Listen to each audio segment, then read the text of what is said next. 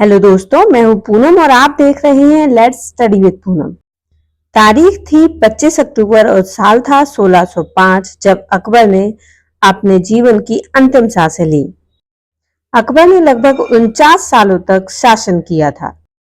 इस दौरान उन्होंने भारत के एक बड़े हिस्से को जीता और मुगल साम्राज्य में मिला लिया। अकबर वो राजा था जिसने मुगल साम्राज्य को मजबूती दी थी। अकबर के लिए फैसलों ने आगे आने वाले मुगल साम्राज्य के राजाओं के लिए काफी मुश्किलें आसान कर दी थीं।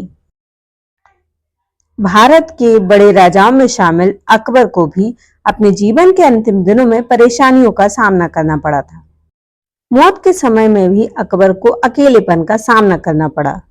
वैसे तो अकबर की मौत डिसेंट्री की वजह से हुई थी, लेकिन उसकी मौत के समय कई ऐसी घटनाएं हुई जिसकी वजह से अकबर के अंदर जीने की इच्छा ही खत्म हो चुकी थी, जिसकी एक बड़ी वजह खुद अकबर का बेटा जहांगीर भी था।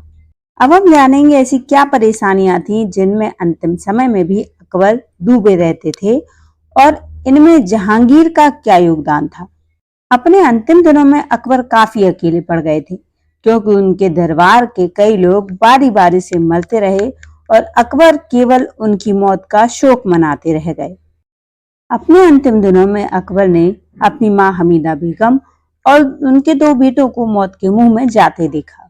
इसके अलावा आपने अकबर के नौरत्नों के बारे में तो सुना ही होगा। ये लोग अकबर के काफी खास और करीबी हुआ करते थे। इनमें भी बीरबल और अबुल फजल अकबर के खासम खास हुआ करते थे। ये सब भी अकबर के होते हुए उनकी आंखों के सामने मारे गए। इसकी शुरुआत हुई बीरबल से। साल 1585 में कबायलियों ने बीरबल की हत्या कर दी थी। अकबर इस घटना से इतने दुखी हुए कि 2 दिन तक उन्होंने खाना पीना ही छोड़ दिया। फिर उनकी मां हमीदा बानो ने बहुत मिन्नतें करके उन्हें खाना खिलाया। अकबर के तीनों बेटे मुराद, दानियाल और सलीम काफी नशा करते थे। दिन भर नशे में डूबे रहते थे। दानियाल और मुराद इन्हीं नशे की वजह से काल के गाल में समा गए। सलीम इस नशे से बच गया और अकबर के अंतिम दिनों में उसके लिए एक सिरदर्द साबित हुआ। जहांगीर या सलीम के मामले में अकबर एक पिता के तौर पर पूरी तरह से फेल हो चुके थे। 22 अगस्त 1602 के दिन अकबर के सलाहकार और बेहद करीबी अबुल फजल की हत्या कर दी गई। हत्या में नाम आया अकबर के अपने बेटे सलीम का। कहा जाता है कि खबर सुनकर अकबर जोर से चिल्लाए और जमीन पर गिर पड़े। अबुल फजल की मौत के बाद उनकी तबीयत कई दिनों तक नासाज रही। अकबर ने कहा कि अगर सलीम को बादशाह बनना था तो वो मुझे मार देता, उसने अबुल फजल को क्यों मारा। कई इतिहासकार मानते हैं कि अबुल फजल की मौत ने अकबर को अंदर से तोड़कर रख दिया था। अबुल फजल की मौत के बाद अकबर के आखिरी दिन शुरू हो चुके थे। ये अकबर के जीवन के आखिरी साल थे जब वो अपने करीबियों की मौत पर रो रहे थे और अपने बेटे सलीम को कोसा करते थे। कई लोगों को लगता है कि अबुल फजल की मौत के बाद ही अकबर और उनके बेटे सलीम में डिफरेंसेस पैदा हुए, लेकिन ऐसा नहीं है। डिफरेंसेस पैदा होने की स्थिति 16 साल पहले की है। जहांगीर या फिर कहें सलीम कभी भी अपने पिता को तवज्जो नहीं देता था। वो एक बिगड़ैल बेटा था।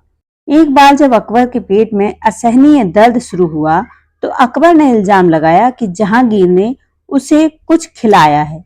इस तरह पिता पुत्र में अनबन के कई सारे किस्से हैं। साल 1599 में जब अकबर के बेटे मुराद की मृत्यु हो गई, तब अकबर ने सलीम को दक्कन भेजा, लेकिन सलीम समय पर नहीं पहुंचे। तब अकबर को अपने दूसरे बेटे दानियाल को दक्कन भेजना पड़ा। यही नहीं, अकबर खुद भी इस अभियान पर जाने को तैयार हुए। इस तरह जहांगीर कभी भी अपने पिता की बातें नहीं माना करता था और अकबर इन्हीं वजहों से अपने बेटे से तंग आ गए थे। अकबर जब दानियाल के साथ दक्कन के लिए निकले तो जहांगीर ने उसका तख्ता पलट करने की कोशिश की। जहांगीर ने आगरा में अकबर की गद्दी को हासिल करने की कोशिश की, लेकिन अकबर ने उसे ऐसा करने नहीं दिया। अकबर की मौत के 2 साल पहले यानी साल 1604 में जहांगीर ने अकबर से विरोध कर लिया। इस बार गुस्से में आकर अकबर खुद जहांगीर से निपटना चाहते थे। लेकिन इसी बीच आगरा में उनकी मां हमीदा बानो गंभीर रूप से बीमार पड़ गईं। तमाम कोशिशों के बावजूद हमीदा बानो को बचाया नहीं जा सका और 29 अगस्त 1604 में हमीदा बानो ने अपनी अंतिम सांस ली। इस गम में अकबर ने अपने सिर के सारे बाल और मूछें मुड़वा डाली और शोक के कपड़े पहन लिए। बस 4 सालों के अंदर अकबर के सामने उसका बसा बसाया सारा संसार, सारी रियासत उजड़ने वाली थी। उनकी मां, 2 बेटे और खास सिपहसालार अब उनके साथ नहीं थे। अब अकबर अकेले रहने लगे थे और प्रशासन पर उनकी पकड़ कमजोर होने लगी थी। इसके आगे क्या हुआ, ये आगे आने वाले वीडियो में जानेंगे। तब तक के लिए दोस्तों, यदि आपको वीडियो पसंद आता है तो कमेंट जरूर करिए और यदि चैनल पर नए हैं तो चैनल को लाइक, शेयर और सब्सक्राइब जरूर करिए।